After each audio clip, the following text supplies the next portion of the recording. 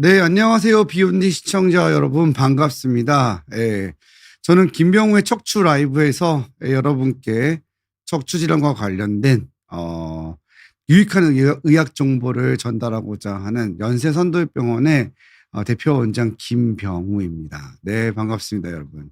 네, 안녕하세요. 6시 라이브 시작하니까 많은 참여 부탁드리겠고요.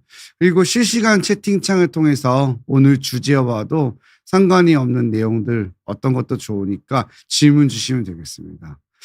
또 오랜만에 오니까 비욘디 스튜디오도 바뀌었어요. 오랜만은 아니죠.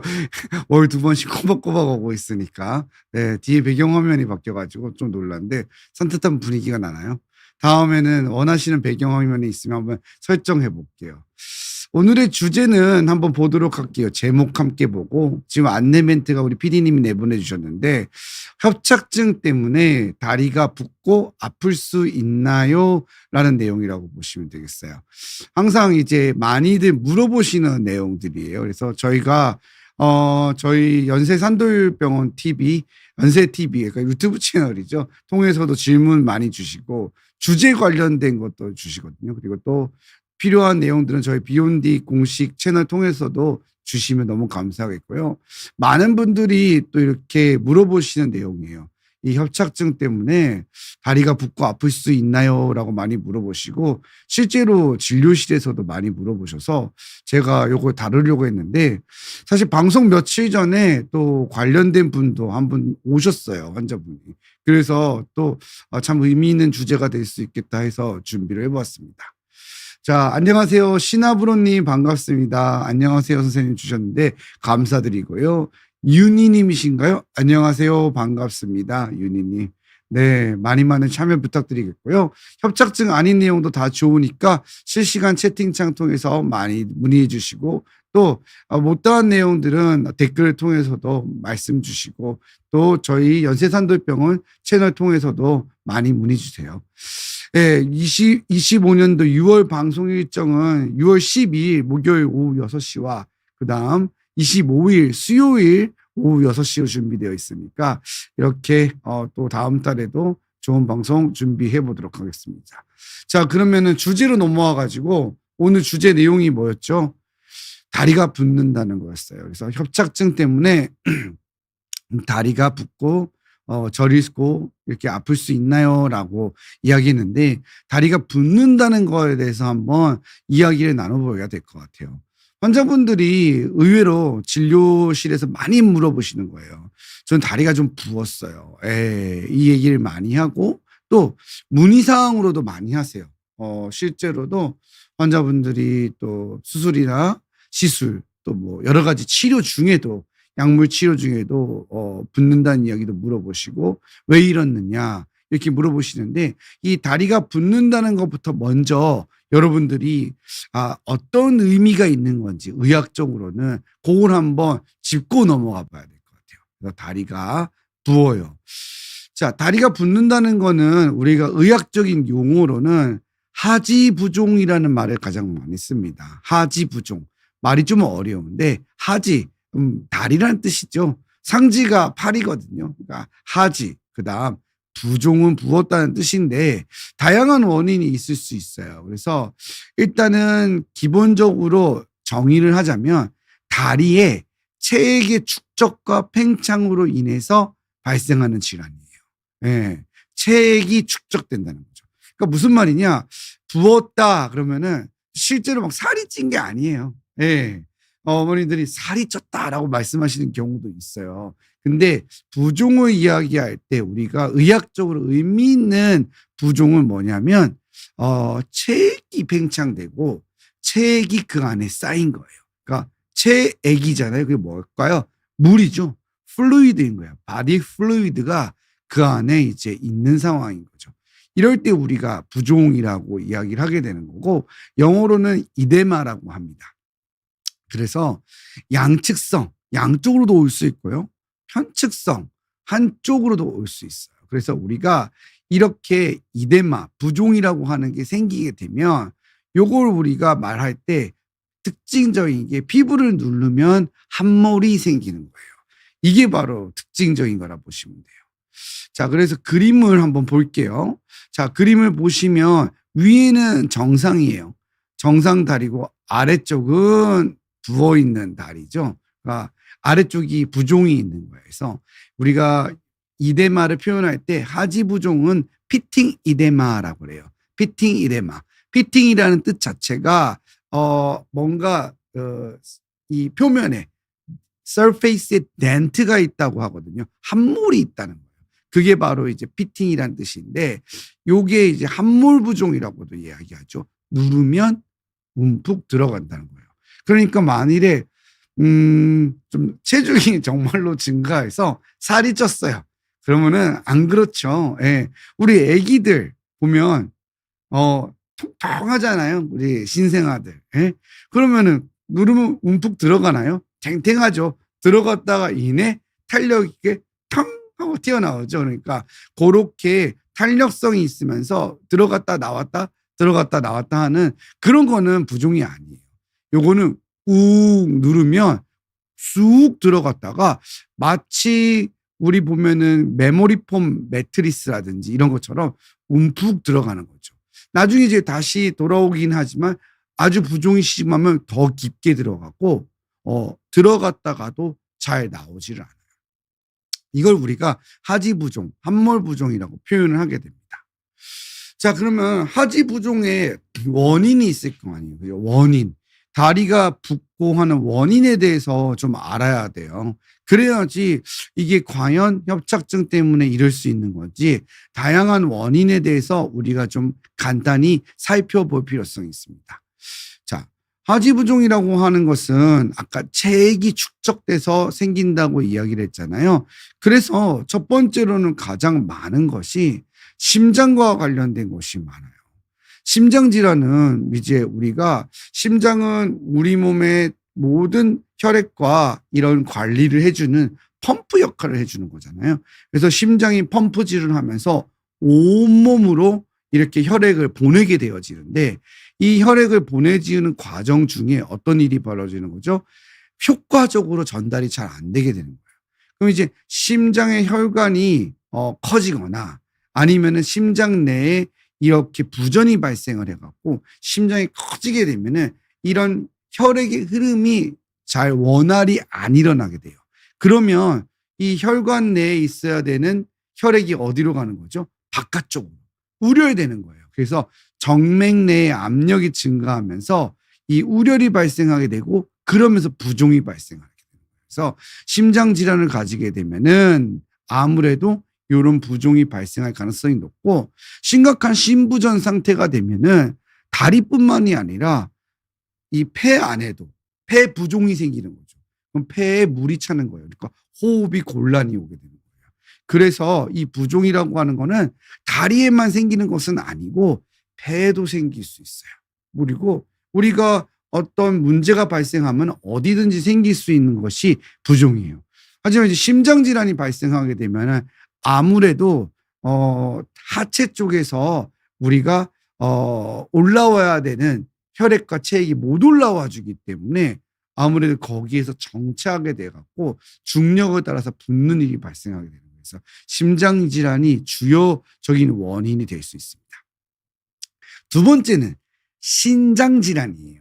콩팥 질환이죠. 콩팥 질환이라고 하는 것은 이제 심장하고는 다르죠. 콩팥이 하는 역할은 뭐냐면은 우리 몸에 있는 혈액을 여과기처럼 걸러내서 이런 노폐물을 배설해 주는 거예요. 그래서 이것들이 모여서 뭐가 되는 거죠? 소변이 되는 거죠. 그래서 콩팥을 통해서 소변을 만들어내게 되는데 신장 기능이 떨어지게 되면 체액 배설이 감소하게 돼요. 그러니까 내가 소변을 보고 바깥쪽으로 이게 배설이 되어져서 나가야 되는데 이게 안 되니까 어떤 일이 벌어지는 거죠? 몸 안에 이게 체액이 쌓이게 되는 거예요. 그럼 붓게 되는 거죠. 그래서 다양한 이유로 고혈압이 되었든 당뇨가 되었든 여러 가지 이유로 콩팥 질환, 신장 질환이 발생하게 되면은 잘 붓게 돼요. 그래서 신장 질환이 있는 환자들은 많은 걸 조심해야죠. 약도 조심해야 되고 또 나트륨 이런 섭취도 제한해야 되고 그리고 또 계속적으로 관리를 안 해주면은 신장이 망가져가지고 결국에는 이렇게 체액 배설이 안 돼서 몸에 물이 많이 차게 되면은 투석을 하게 돼야 되는 거예요. 그러니까 결국 콩팥 질환이 있어도 부을 수 있다는 거예요. 그것을 알아야 되죠. 그러니까 심장 질환은 정체된 우렬로 인해서 되는 거고, 콩팥 질환은 배설이 잘 안 되는 거죠. 세 번째는 대표적인 내과 질환인 간 질환이 있어요. 간 질환이 있게 되면은 간에서 혈장 단백질을 잘 못 만들게 되니까 이게 저혈량성 부종이 생겨요. 좀 어려운 말인데, 피가 안에 있는 농도와 일정한 혈장량을 유지해야 되는데 그게 안 되는 거예요. 그래서 어떻게 되느냐? 바깥쪽으로 새는 거죠. 네. 그래서 간경화 환자들 같은 경우에 복수가 차는 거예요. 네. 이게 혈액에 있는 혈장량이 어느 정도 유지가 돼야 되는데 간에서 이런 걸 못 만들어내고 기능이 떨어지다 보니까 이렇게 부종이 발생하는 거가 되고, 또 간이 문제가 생겨서 경화가 돼서 딱딱해지면은 아무래도 간으로 가는 혈류에 장애가 발생되니까 아까 말했던 심장 질환처럼 울혈이 또 발생을 하게 돼요. 피가 정체되는 거죠. 그러면 자동차가 도로가 막 정체되면 어떻게 되죠? 막 갓길로 막 나가는 거잖아요. 우리가 톨게이트에 추석 연휴나 이럴 때 어때요? 막 차가 그냥 가득 차가지고 멈춰 있잖아요. 그런 것처럼 우리 몸에 있는 체액이 바로 이 하지 부분이나 아니면 다른 곳에도 갈 수 있어요. 모든 곳에서 생길 수 있는데, 특히 다리 쪽이 아무래도 우리가 서서 생활을 하고 앉아서 생활을 하잖아요. 그러다 보니까 중력의 영향을 받아서 다리가 많이 붓게 되는 거예요. 그래서 앞서 드렸던 세 가지 대표적인 질환들이 있는 거예요. 그러니까 심장에 문제가 있는 경우, 신장, 콩팥에 문제가 있는 경우, 간에가 문제가 있는 경우에도 이렇게 대표적인 이 세 가지 내과 질환으로 인해서 발생을 할 수 있어요. 자, 그렇다면은 또 다른 것들이 하나 더 있어요. 이렇게 내과적으로 문제가 없는데 어딘가에 혈관에 혈전이 생기거나 막히게 되는 거예요. 쉽게 말해서 고속도로에 갑자기 어떤 사고가 발생을 하거나 아니면은 도로상에 어떤 문제가 생겨서 정체가 발생을 한 거죠. 그럼 꽉 막히잖아요. 마찬가지예요. 우리 몸에 있는 정맥 중에 특히 깊은 곳에 있는 심부정맥에 혈전이 발생하게 되거나, 혹은 정맥류나 정맥의 역류가 심해지거나 문제가 발생하게 되면은 정체가 되는 거예요. 우리 몸에는 아까 얘기했던 것처럼 심장에서 혈액을 올린 다음에 다시 뇌를 거쳐서 내려갈 거 아니에요. 온몸으로 이렇게 내려가는 과정 중에 다리까지 내려가서 올라올 때 역류를 하지 말라고 이 심부정맥에는 판막이 있어요. 역류하지 말라는. 근데 이게 뭔가 기능을 잘 못하게 되는 거죠. 그러다가 보면은 이게 안에 어떤 일이 생기는 거예요? 피가 정체하면서 여기에 혈전, 속된 말로 피떡이라고 그러죠. 이런 게 생기는 거예요. 그러면 막히게 되는 거죠. 그러면 이렇게 심부정맥 혈전증이 발생을 하게 돼서 다리가 붓는 일이 발생할 수 있어요.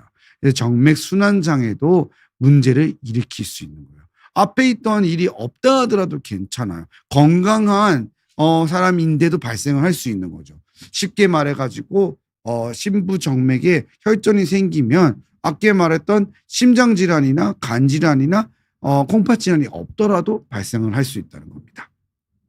그 다음은 림프 순환 장애예요. 림프액이라고 하는 거는 혈액은 아니고 체액의 일종이죠. 근데 이게 배출이 원활하지 않으면은 부종이 발생할 수 있어요. 근데 림프 순환 장애는 아주 흔하지는 않아요. 예전에는 옛날이나 혹은 교과서에 보면은 아직 조금 낙후된 환경에 있을 때 어떤 감염이나 이런 것 때문에 기생충 감염도 있고 해서 막 코끼리 발처럼 막 부어오르는 유명한 사진들이 있어요. 그런 것들도 림프순환 장애를 일으킬 수 있고, 혹은 어떤 수술이나 방사선 치료나 암이나 염증 등이 발생을 해가지고 림프순환 장애가 발생하더라도 그런 식으로 부어오를 수 있어요. 흔한 일은 아니에요. 임상에서 많이 볼 수 있는 것은 아니고 아무래도 상대적으로 좀 떨어지는데 이렇게 림프에게 문제가 생겨도 정맥순환제처럼 발생할 수 있어요. 그 다음은 굉장히 많은 일이죠. 네, 많은 일인데 약물 부작용이에요. 혈압약도 그렇고 소염제도 그렇고 스테로이드도 그렇고 많은 약들이 부종을 발생시킬 수 있어요. 그래서 특히 손발이 똑같이 붓는다 하더라도 아무래도 체액 저류가 많은 하체 쪽이 많이 붓는 걸 느끼기 때문에 약으로도 붓기가 생길 수 있습니다. 그래서 약물 부작용으로도 부종이 흔하게 발생할 수 있습니다. 그리고 내분비 기능 장애 때문에도 발생할 수 있어요.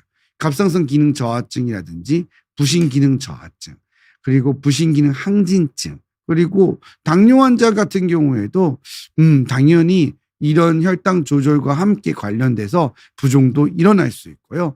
여러 가지 호르몬 이상으로 인해서 전해질의 불균형이나 문제가 발생해서 2차적으로 부종이 발생을 할 수 있게 됩니다. 그리고 기타, 마지막으로 어쩌면 가장 흔한 원인이 될 수도 있죠. 가장 흔한 원인이에요.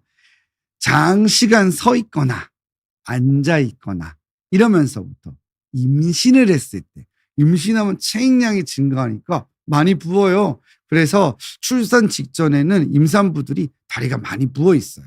그리고 또 비만한 경우에도 아무래도 체액의 저류가 발생할 수 있으니까 생길 수 있고요.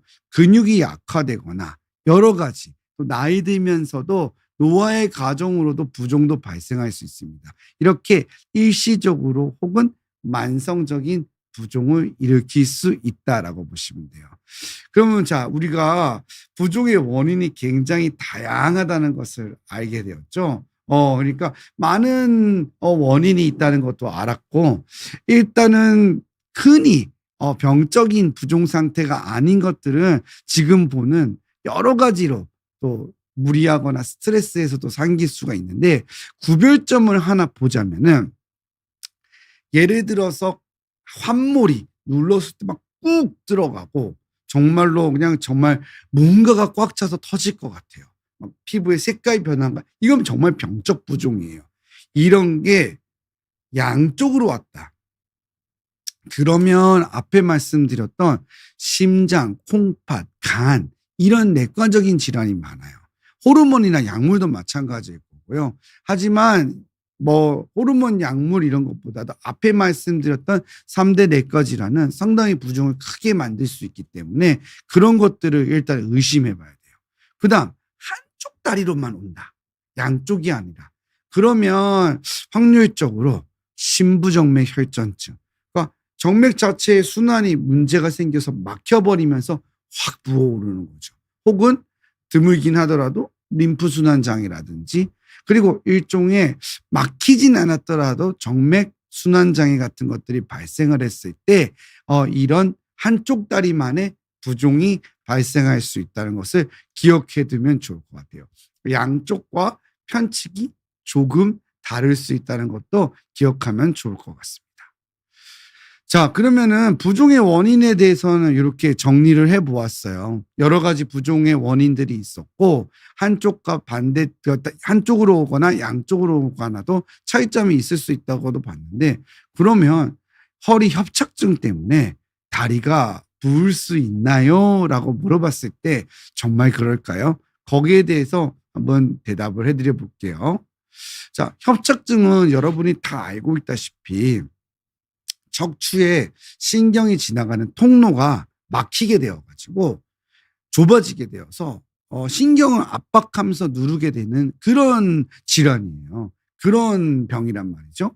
그래서 협착증의 증상은 허리나 엉덩이 통증, 다리 저림, 통증, 감각 이상, 또 간헐적 파행이라 해서 걷다가 쉬었다 가야 되고, 다리에 힘 빠짐, 이런 것들이 협착증의 주요한 증상이라고 볼 수 있어요. 하지만 다리가 붓는 거는 사실상 협착증의 직접적인 증상은 아닙니다. 그래서 저한테 만일에 협착증 때문에 다리가 붓나요? 라고 물어보면 그것은 대답은 첫 번째는 아니다. 직접적으로 협착증이 다리에 부종을 일으키지는 않습니다. 하지만 협착증 환자들이 실제로 얘기 정말 많이 하세요. 선생님, 저는 협착증 환자인데 저 다리 많이 부었어요. 선생님 보세요. 만져보세요. 이렇게 얘기를 많이 하시거든요. 그래서 다음과 같은 경우에는 다리가 부을 수 있다는 것을 아셔야 돼요. 그렇게 세 가지의 경우를 설명을 드릴게요. 자, 협착증 환자가 다리가 부을 수 있는 세 가지 경우 중 첫 번째 경우입니다. 그거는 신경 압박으로 인한 다리 근육의 감소예요. 협착증으로 인해서 신경이 눌리게 되면은 다리가 가늘어지겠죠. 그리고 다리가 줄어들겠죠. 볼륨이. 그러면서 통증이 심해지고 활동량이 줄어들게 되면은 근육이 약해져서 정맥 순환에 문제가 발생할 수 있어요. 그러면 부종이 발생할 수 있습니다. 심지어 만일에 많이 못 걷게 됐거나 하면은 정말로 심부정맥 혈전증과 같은 형태의 완전히 정맥 순환에 확실한 장애가 발생할 수도 있고요. 두 번째는 다리의 근육 자체가 작은데 이게 결국에는 혈류 장애가 일으켜서 잠깐씩 일시적인 부종이나 생리적인 부종이나 만성적인 상태는 충분히 일으킬 수 있는 거예요. 아까 제가 부종이 일어날 수 있는 기타 형태에서 말씀드렸잖아요.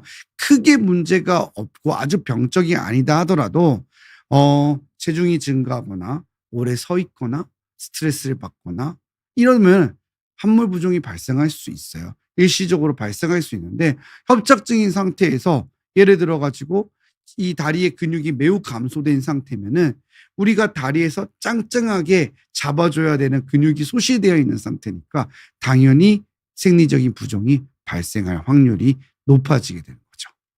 두 번째는 다른 질환과 동반이 되는 거예요. 협착증은 나이가 들면서 생기기 때문에 젊은 사람들보다는 연령대가 당연히 높아서 고혈압, 당뇨뿐만이 아니라 아까 말씀드렸던 심부전이나 혹은 류마티스성 질환, 그리고 간 질환, 콩팥 질환을 가지고 있는 경우가 많습니다. 그래서 협착증 때문에 통증이 와서 병원에 오셔서 실제로 치료를 받으시는 어르신들의 얘기를 들어보면은 어르신 지병이 어떤 게 있으세요? 하고 우리가 조사를 하면은 적어도 서너 가지가 나와요. 고혈압, 당뇨는 그냥 당연하고, 예, 고혈압, 당뇨, 고지혈증은 너무 당연하고, 류마티스성 관절염, 그리고 심부전, 관성동맥 질환, 그리고 어떤 다른 콩팥 질환들, 만성 질환 이런 것들 굉장히 많이 갖고 있는 경우가 많아요. 그러다 보니까 첫 번째 협착증으로 인해서 근육이 약화된 상태에서 이렇게 다른 동반 질환을 가지고 있으면 이게 시너지 효과를 내면서 부종을 충분히 일으킬 수 있는 겁니다. 협착증이 다이렉트로 직접적으로 일으키는 것은 아니지만 간접적으로 영향을 주게 되는 거죠. 그래서 협착증 환자가 다리가 붓는다고 생각도 많이 들고 또 협착증이 치료가 잘 되지 않았을 때도 증상을 느끼기도 하고요. 그다음 협착증으로 수술이 끝나고 난 다음에도 이렇게 다른 건 좋아졌는데 많이 부어요라고 얘기하는 경우도 발생하는 거예요. 그리고 치료 중에도 환자들이 느끼게 됩니다. 마지막 세 번째는 약물이에요. 아무래도 협착증 환자들은 치료를 위해서 소염제라든지 협착증 치료 약물을 복용하는 경우가 많은데 아무래도 이 조합이 부종을 잘 일으키는 약들이 많아요. 그러다 보니까 앞에서 말했던 1번, 2번 두 가지가 맞물려서 이런 만성질환에 대한 약물도 같이 복용을 하니까 협착증 약물뿐만이 아니라 이것들이 모두 모여가지고 부종을 잘 일으킬 수밖에 없는 상태를 만들게 되는 거죠. 그래서 협착증 환자들은 이렇게 세 가지로 인해서 첫 번째는 협착증 자체로 인해서 직접적이지는 않지만 근육량이 감소해서 이런 정체가 발생을 하게 되다 보니까 아무래도 정맥 순환에 문제가 생겨서 부종을 잘 일으키고 연령대가 있는 환자가 많다 보니 약물이라든지 동반된 질환이 많아서 이것들이 모여갖고 질환을 일으키게 된다는 겁니다. 부종을 일으키게 된다는 것이죠. 자, 그러면 59세 여자 환자 사례를 보면서 이러한 경우에는 어떠한 것인지 한번 이야기를 나눠볼게요. 59세 여자 환자분이신데요. 왼쪽 다리가 부어서 왔어요. 이분은 다른 병원에서 허리 유압수를 받았어요. 왜냐하면 협착증이 오래됐기 때문에 전방전이증과 그래서 수술적 치료를 해야 된다고 그래서 유압수를 받았고요. 퇴원하고 나신 다음부터 다리가 붓기 시작을 한 거예요. 처음에는 막 칼로 도려내는 통증도 있었다고 해요. 아주 심하였다고 하는데 이제 일시적으로 그럴 수도 있다라고 또 설명도 들었고 잠깐 부었다가 또 빠졌다가도 하고 그러다가 나중에 굉장히 심하고 붓고 저리는 상태가 돼서 내원을 하시게 된 거고 혹시라도 수술이 잘못되었나 이런 걱정도 되셔서 병원을 내원하시게 됐어요. 유압술을 진행했던 거고요. 수술은 전방 유압술과 뒤쪽에서 고정을 하는 형태의 360도 유압술을 진행하게 되었는데 환자분은 한 달 정도 되었을 때 수술을 하고 난 다음에 퇴원 후부터 점점 붓기 시작해서 한 달 정도가 지난 이후에 굉장히 많이 부어졌고 왼쪽 다리가 특히 아주 심하게 부은 거예요. 그래서 제가 진료실에서 이건 병적인 부종입니다. 이건 분명하게 문제가 있는 겁니다. 일시적인 형태는 아니고 이거는 무언가 문제가 있기 때문에 검사를 해보셔야 됩니다라고 이야기를 했고 골반 쪽에 MRI하고 그 다음에 도플러 검사를 시행을 하게 됐어요. 자, 골반 MRI 찍어보았더니 여기는 오른쪽 다리고 여기는 왼쪽이죠. 근데 지금 MRI에서도 보면 이 오른쪽 다리보다 왼쪽이 훨씬 두꺼워진 것을 알 수가 있겠죠. 예. 그쪽만 살이 찌지는 않을 거 아니에요. 그리고 그쪽만 뭐 근육이 증가하겠어요? 뭔가 부어오른 거죠. 그래서 보면은 여기에 혈관들이 있거든요. 이게 바로 정맥인데 다리에 있는 왼쪽 다리에 있는 아주 큰 심부정맥이 막힌 거예요. 바로 뭐냐? 심부정맥 혈전증입니다. 심부정맥 혈전증이 생기면서 이 부위가 막히게 되어서 왼쪽에 있는 가장 큰 정맥들이 막히게 된 거예요. 심부정맥 혈전증이라고 하는 것은 아까 전에 제가 원인 중에 하나라고 설명드렸던 정맥 순환의 장애를 일으키는 거죠. 다리를 못 움직이거나 아니면은 오랫동안 누워 있거나 이런 상태가 되었을 때 정체가 일어나면서 안에 혈전이 발생을 하는 거예요.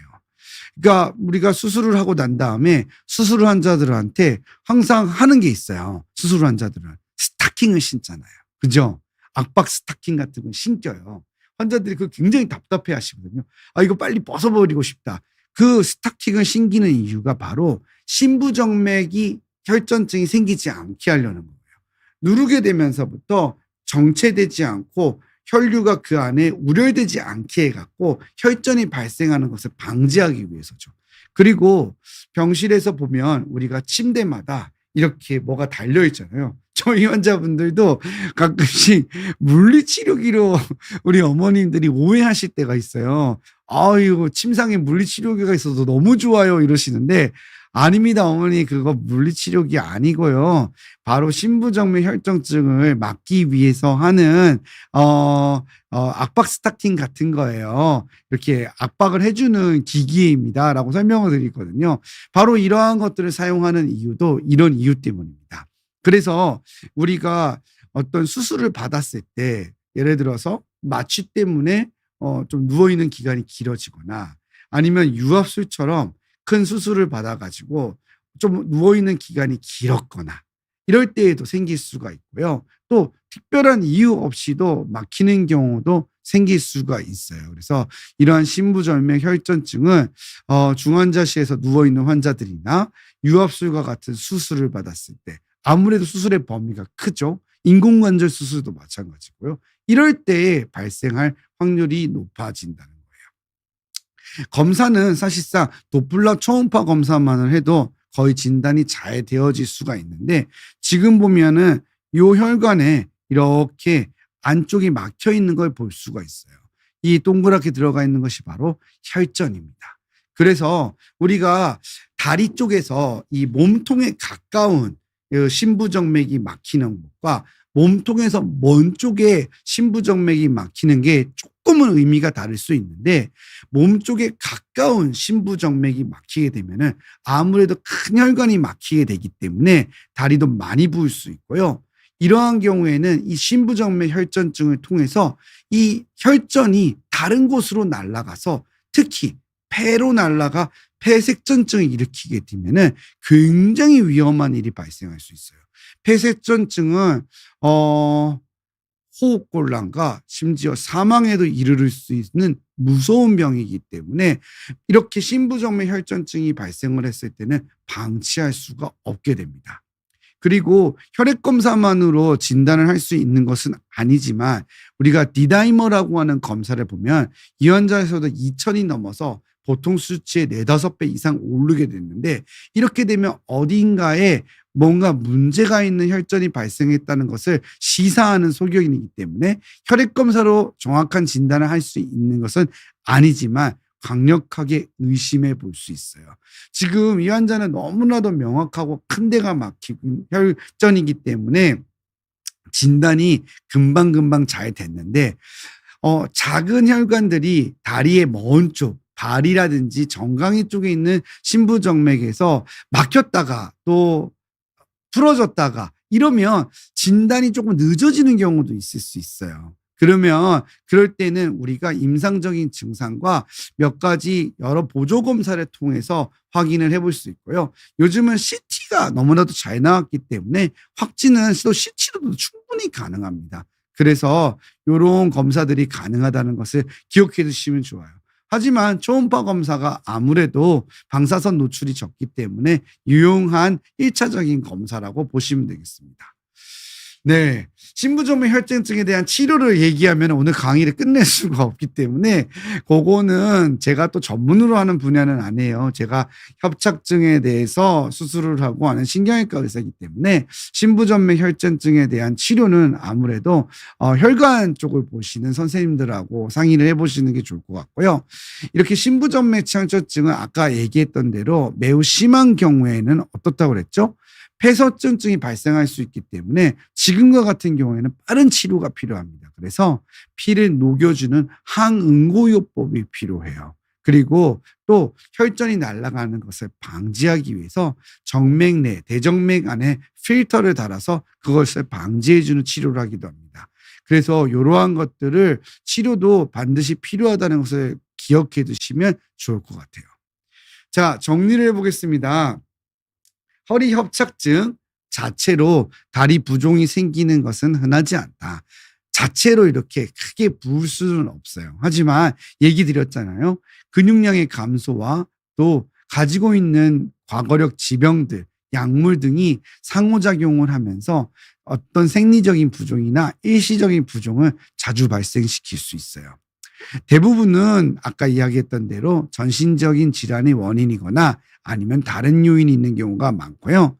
수술 후가 되었든 간에 흔히 일어날 수 있겠지만 급격한 다리 부종이 한쪽으로 발생하게 되면은 이거는 심부정맥 혈전증을 반드시 의심해 봐야 됩니다. 심부정맥 혈전증은 치료가 반드시 필요하고요. 그리고 제일 중요한 것은 무엇이다? 예방입니다. 그래서 수술이 끝나고 시술이 끝났을 때 스타킹을 잘 신어야 됩니다. 그리고 우리가 선생님들이 이렇게 하라고 하시는 치료를 꼭 하셔야 돼요. 그래야지 예방할 수 있다는 것도 기억해 두시면 좋을 것 같아요. 자, 질문에 대해서 대답하기는 시간을 가지기 전에 제가 조금만 더 정리해서 설명을 드리면 노년에서는 다리의 기능이 굉장히 중요해요. 왜냐하면은 하체가 갖고 있는 근육량이 아무래도 전신적인 신체 능력을 향상시키는데 도움이 되기 때문입니다. 우리가 다리는 제2의 심장이라고 그러잖아요. 다리의 근육량이 그만큼 중요한 거예요. 다리의 근육량이 좋을수록 전신적인 신체 능력은 무조건 늘어납니다. 그래서 협착증과 같이 다리의 근육을 약화시키고 힘들게 만드는 질환을 오래 앓고 있으면은 아무래도 이런 질환이 더 많아지고 합병증의 빈도가 증가할 수밖에 없기 때문에 치료가 필요한 협착증은 반드시 꼭 전문의랑 상의하셔서 효과적인 치료를 하시는 것이 좋습니다. 자, 오늘 강의는 여기까지고요. 질문에 대해서 대답해 드리는 시간을 가져보도록 하겠습니다. 자, 무엇이든지 물어보세요. 시간이에요. 자, 우선 오늘 질문을 받는 거는 맨 마지막 거, 첫 번째 거, 이런 식으로 한번 가볼게요. 가장 최근 질문을 PD님 좀 올려주실까요? 가장 최근 질문. 착한 맛 던지네스 통계님 건가요?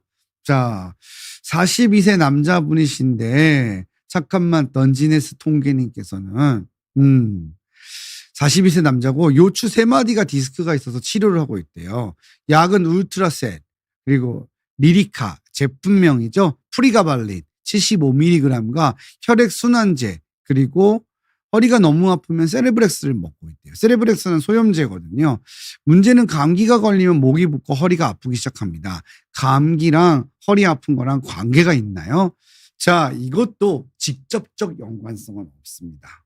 내가 감기 걸렸다고 해서 감기 바이러스가 허리 디스크로 가서 문제를 일으키지는 않죠.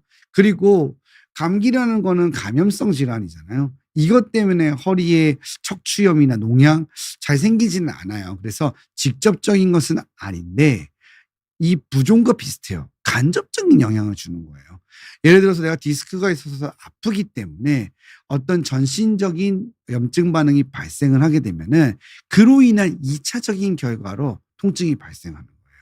그리고 만일에 기침을 많이 한다고 생각을 해봐요. 만일에 감기가 걸려서 그러면 기침을 하는 과정 중에 콜록콜록 하잖아요. 그러면 디스크에 영향을 주겠죠. 이런 것들이 다 영향을 줄 수 있습니다. 그래서 요거는 제가 보기에는 직접적인 것은 아닌데 간접적으로 영향을 줄 수 있다라고 보면 될 것 같고, 제가 보기에는 42세 남성인데 약의 조합도 그렇고 굉장히 만성적인 상태인 것 같아요. 좀 근본적인 치료가 좀 필요할 것으로 판단되는데요. 지금도 아마 하시면서 이런 지금 상태를 유지하고 있는 거는 같지만 그래도 한 번 더 어떻게 하면 조금 더 약도 줄일 수 있고 할 수 있는지 근본적인 대책에 대해서도 한번 고민을 해보시는 게 좋을 것 같습니다. 자, 다음은 첫 번째 질문 한번 주실 수 있을까요? 맨 처음에 왔던 질문입니다. 둥글게 님 거군요. 자, 둥글게 님이 선생님 오늘 주제랑 상관없기는 하는데요. 괜찮습니다. 여러분 오늘 주제랑 상관없는 것도 뭐든지 물어보세요. 턱을 당겨서 이중턱으로 당기는 스트레칭이 목 디스크나 거북목 같은 것에 도움이 되나요? 저는 이거는 왕도는 없는 것 같아요. 그러니까 어떤 특별한 운동법이 있어서 좋게 해주는 것은 크게는 없을 수 있어요. 예.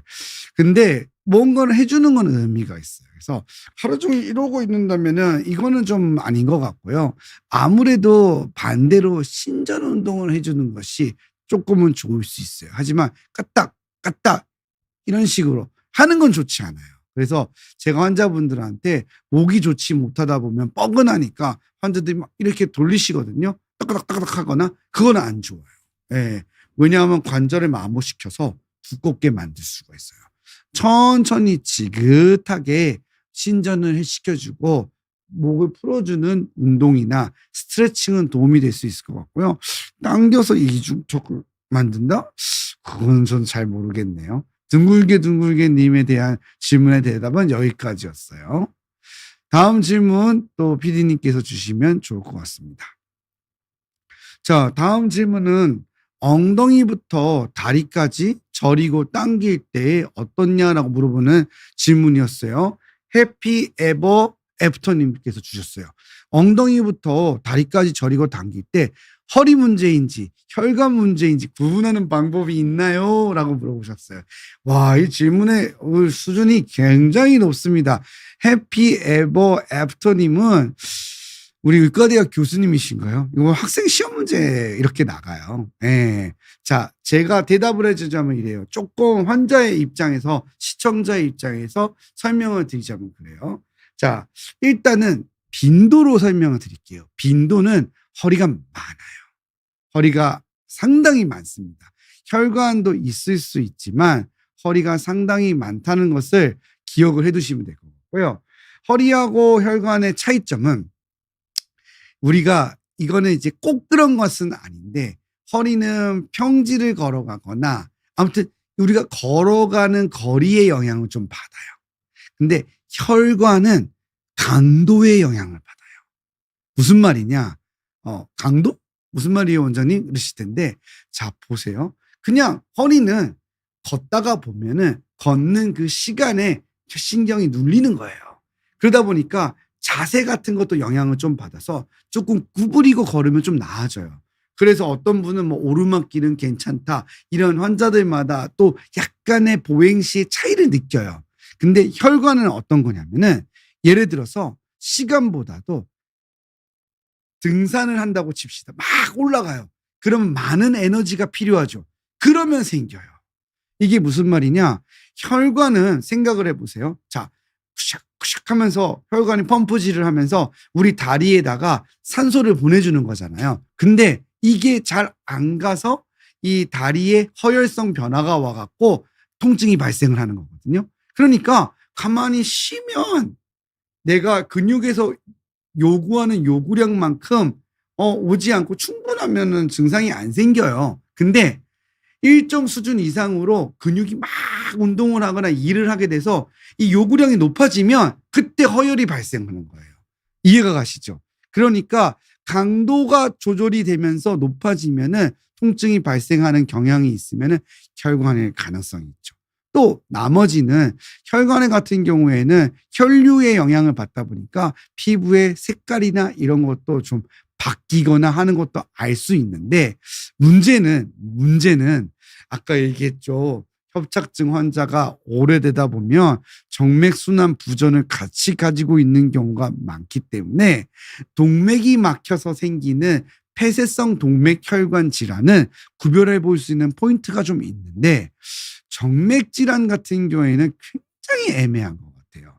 어려운 경향이 있어요. 그래서 참 어렵습니다. 그래서 해피 에버 애프터님에 대한 질문에 대한 대답은 제가 협착증과 폐쇄성 동맥 질환의 경우에는 이런 구별점을 가지고 볼 수 있다는 거고 나머지 이런 경우에는 정맥 부전 순환 같은 경우에는 조금 어려움이 있고 의사들도 그래서 진단을 할 때 난해한 경우가 많을 수 있습니다.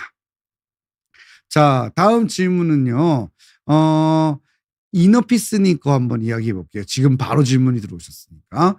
디스크 때문에 무릎이 아플 수 있나요? 라는 질문이에요. 무릎 MRI 찍었는데 이상이 없대요. 근데 병원에서는 허리 때문이라고 해요. 그럼 어떻게 해야 치유되나요? 시술하면 무릎도 나을 수 있나요? 45세 여자 환자입니다. 라고 이야기했어요. 자, 이너피스님께서는 물어보신 질문이 무릎 통증이 디스크 때문에 생길 수 있냐? 생길 수 있어요. 예. 제가 예전에도 그림을 통해서 설명 많이 드렸는데 신경은 여러 가지가 있잖아요. 1번 신경부터 시작해서 5번, 천추 1, 2, 3번 신경까지 내려간다고 그랬잖아요. 자, 5번 신경이 가장 많이 눌리는데 5번 신경은 어디로 가냐면은 엉덩이에서 허벅지 뒤쪽으로 해서 정강이나 이렇게 내려가요.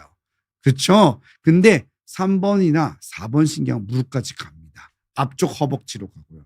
그래서 환자의 통증이 다를 수 있습니다. 그리고 45세 여자 환자이다 보면은 무릎 질환이 생길 가능성보다는 아무래도 척추 질환이 확률적으로 높겠죠. 그리고 무릎 질환은 디딜 때마다 체중이 실리면서 아픈 것이 있고요. 오금이나 이 주위로 관절 뒤쪽과 그 옆면으로 오는 특징이 좀 있어요. 근데 MRI 검사를 하셨기 때문에 연골판에 대해서는 정확히 본 거잖아요. 또 무릎의 인대도 정확하게 봤기 때문에 당연히 병원에서 말하는 허리 때문에 통증이 발생할 수 있다고 생각이 됩니다. 치료를 하면 나을 수 있습니다. 디스크는요. 뭐 경미한 디스크는 자연 치유도 가능하고요. 통증이 좀 심하다면은 시술이나 신경 차단술이나 이런 치료를 병해 볼 수 있고요. 터진 조각이 크거나 충분한 보존적 치료에도 안 된다면은 그때는 내시경을 이용한 감압술을 진행해 봐도 좋으니까 이너피스님 너무 걱정 마시고 주치의 선생님하고 잘 상의해 보시면 될 것 같아요. 자, 또 다른 질문 받아보도록 하겠습니다. 오늘 질문 다 대답을 해드려야 되니까 5분 남은 시간 동안 빨리 진행해 볼게요. 자, 다음 질문은 우리 PD님께서 순서대로 이제 주시죠. 자, 스트라이크님 질문인가 봅니다. 스트라이크님 질문인데요. 요추 CT 결과에서 신경공 협착증 진단을 받았대요. 협착 사진을 보면 운동으로 극복될 만한 협착하고 시술이나 수술로 통증 감소가 가능한 협착이 따로 있나요? 운동으로 해결할 수 있는 한계가 있나 궁금해요 라고 물어보셨어요. 스트라이크님 질문을 이제 제가 파악을 했어요. 자, CT 결과에서 신경공 협착을 진단받았어요. 그러면 CT는 조금 과하게 보여요. 조금. 예, 왜냐하면 이게 뼈를 잘 본단 말이에요. 그러다 보니까 신경공 협착은 대부분은 골극이나 이 관절이 두꺼워져서 생기는 거예요. 뒤쪽에 있는 황색인대가 두꺼워지는 타입이랑 좀 다르거든요. 그러다 보니까 CT에서는 좀 과하게 보입니다. 그래서 MRI 검사를 한번 해보시는 것도 도움이 돼요. MRI가 신경공을 더 정확하게 볼 수 있고 추간공 뷰라고 해서 약간 앵글을 줘서 찍는 각도를 줘서 찍는 오블리크 사진 이런 사진을 좀 더 추가하거나 아니면 관상면 앞쪽으로 그 각도에 맞춰서 MRI를 3차원적으로 더 찍으면 조금 더 확실하게 알 수 있어요. 치료가 필요한지 디스크의 동반 유무도 확인할 수 있고요. 그래서 그걸 좀 보는 게 좋을 것 같고요. 당연히 극복 가능한 비수술적으로도 충분히 가능할 것 같아 보이는 협착과 수술만으로만 가능하거나 아니면은 시술은 의미가 없고 감압술만으로 가능한 이런 협착도 따로 있습니다. 등급에 따라서 나눠볼 수 있고요. 일단은 추간공 협착증, 신경공 협착증은 디스크 동반 유무가 굉장히 중요합니다. 그래서 요거를 좀 보시는 게 좋을 것 같고 요추 4, 5번이냐 아니면 요천추냐에 따라서도 좀 달라져요. 요천추는 골바닥과의 상관관계가 있기 때문에 조금 더 복잡함을 가지고 있어요. 그래서 스트라이크님께서는 당연히 할 수 있는 협착증은 따로 있고 운동과 조절로 인해서도 충분히 극복할 수 있는 부분이 있기 때문에 이건 뭐 무조건 수술해야지 이렇게 생각은 안 하셔도 됩니다. 충분히 정밀 검사를 다시 한번 해보고 판단을 해보시는 게 좋습니다. 자, 다음 질문 한번 대답하겠습니다. 자, 다음 질문은요. PD님 주시죠. 시나브로님께서 디스크의 넓은 중심성 돌출은 무슨 의미인가요? 허리 문제는 협착증, 탈출증 이런 건 들어봤는데 돌출은 잘 몰라서요. 제 검진 결과예요. 오늘은 검진을 보시고 물어보는 분들이 많네요. 자, 이건 뭐냐면요. 협착증, 추간판 탈출증, 속칭 디스크죠. 요거는 병명이에요. 병명인 거고요. 협착증 때는 돌출이라는 말을 사용하지는 않는 거고 이 추간판 탈출증, 디스크에 대한 묘사예요. 묘사. 그러니까 의사가 얘기를 할 때 오른쪽으로 튀어나왔는지 이게 넓게 된 건지 불룩 튀어나왔는지 흘러내려왔는지 이런 걸 표현해 줘야 될 거 아니에요. 돌출이라는 건 아무래도 이렇게 튀어나왔다는 뜻일 거고요. 팽류는 넓게 벌어지면서 나타나는 거고 뭐 파열이 됐다든지 뭐 흘러내려오면 또 좀 다른 표현을 쓸 수가 있는 거죠. 그런 것처럼 중심성 돌출이라는 거는 가운데 쪽으로 좀 튀어나온 건데 제가 생각하는 그 이미지가 맞다면은 크게 문제 있지는 않아요. 크게 문제 있지는 않은데 아무래도 만성 퇴행성 추간판 탈출증, 그러니까 만성 디스크일 가능성이 높으니까 요통이 있을 수 있습니다. 그런데 만일 시나브로님께서 나는 하나도 안 아픈데요. 사실상 가족이 뭐 아파서 아니면 걱정이 돼서 그냥 검진 때 해본 건데 라고 말씀하신다면은 그냥 지켜보시면 돼요. 알겠죠? 그렇게 보시면 됩니다. 다음 자, 하이 SY님 거를 한번 마지막으로 대답해 드리겠습니다. 엉덩이 좌골이 의자에 닿으면 불편합니다. 자, 우리 하이 SY님은 좌골에 대해서 알고 계시는 것 같아요. 좌골은 앉을 때 닿는 뼈, 영어로는 sit-bone, 그리고 의학용어로는 이스키움이죠. 우리가 엉덩이 딱 이렇게 하면 닿는 뼈예요. 왼쪽이 아니에요. 자, 좌골이 의자에 닿으면 아픕니다. 근육도 많이 떨리고요. 디스크 때문일까요? 가능성이 있어요. 왜냐하면은 근육 떨림이 있으면 가능성이 있습니다. 바르르르 연축을 한다는 뜻이잖아요. 추간판 탈출증이 있으면 생길 수 있는 증상 중 하나입니다. 가능성이 충분히 있습니다. 그래서 한 번쯤 의심해 봐야 될 것 같고 아까 전에 우리 질문 중에서도 시청자분께서 허리 디스크 때문에 무릎 아플 수 있나요? 그랬잖아요. 제가 예, 맞습니다. 아플 수 있습니다라고 얘기했죠. 허리 디스크 때문에 엉덩이 좌골 아플 수 있나요? 좌골 부위가 아플 수 있어요. 그렇기 때문에 당연히 디스크 때문일 수 있습니다. 그래서 하이SY 님도 요거에 대해서는 한번 주치의 선생님하고 좀 근본적인 치료나 또 반드시 치료가 필요한 건지에 대해서도 상의를 한번 해보시는 게 좋고, 꼭 그렇다는 건 아니니까요. 좌골 통증은 또 여러 가지 원인이 있을 수 있기 때문에 다시 한번 또 진단을 해보시는 것도 도움이 될 것 같습니다. 자, 50분이에요. 아주 딱 시간을 지켰습니다.